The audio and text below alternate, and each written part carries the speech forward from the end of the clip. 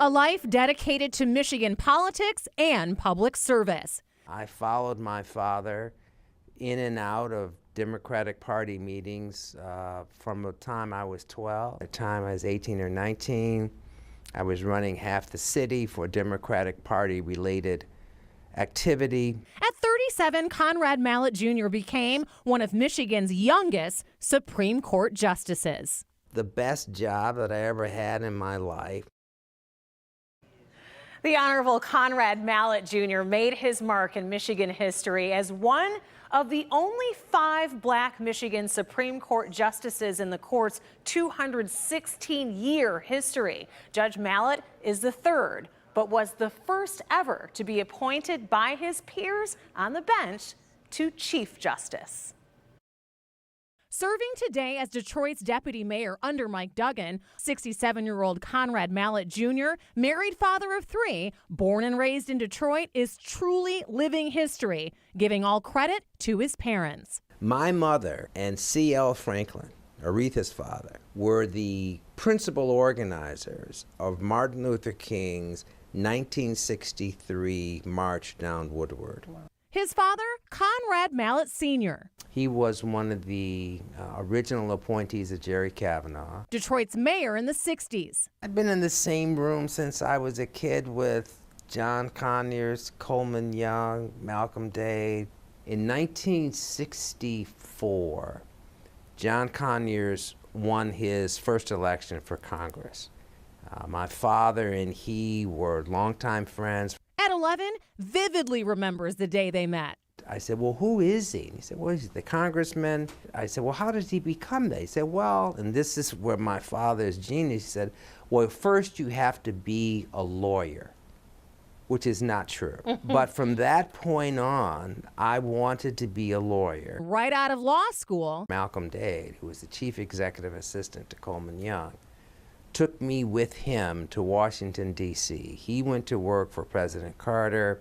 I went to work at the Democratic National Committee. Qualifying him to head a monumental re-election campaign for Detroit Mayor Coleman Young. We won that campaign, 63%. Coleman Young calls me and says, Karen, I want you to be the Detroit campaign manager for Congressman James Blanchard, who is running for governor. He became the governor's legal advisor, and their closeness built a loyalty and trust that would change Mallett's life a decade later. Dennis Archer on the Supreme Court was thinking about running for mayor. Archer resigned, and Mallett's name was on the governor's consideration list for the seat. Because of my age, 37, I was in the conversation, but not seriously. But Governor Blanchard was dead serious, and Mallett was elected to the Michigan Supreme Court in 1990. How were you received by the other justices?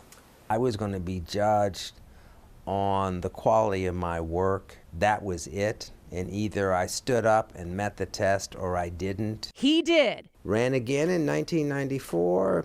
My colleagues elected me Chief Justice in 1996. Judge Mallett, the first black Chief Justice in Michigan history. That is your colleagues' assessment of your ability to lead the court, your ability to lead and represent the entire court system in the state of Michigan.